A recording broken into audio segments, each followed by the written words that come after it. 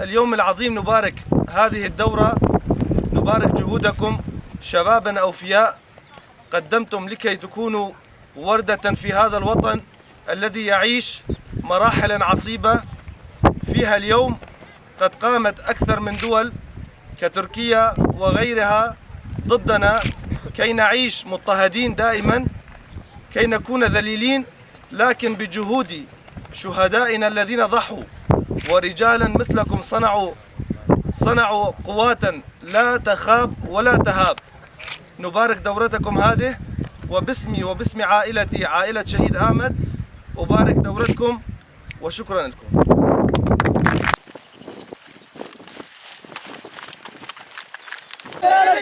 النظام والانضباط الذي مطلوب مني سأبنيه في ذاتي بعلمي وسلاحي وارتباط بالتراب وعلى هذا الأساس وجميع الشعوب شرق الأوسط والمستقبل الإنساني أقسم. Anladın. Çek çavrast. Serkeftin.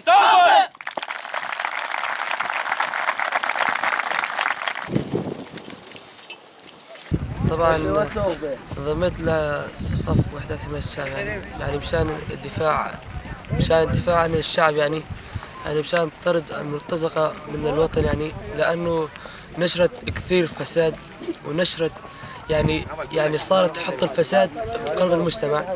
بس هلا وحدات حماية الشعب عم تنظف الوطن من هالفساد هذا. وكمان بس اما صفوف وحدات حماية الشعب ما ترضى هذا، هي بدها السلام بكل اخلاق وبكل ادب وبكل ذهنية سليمة انها تدافع عن وحدات حماية انه تدافع عن الشعب وتنطرد هالفساد من هالشعب.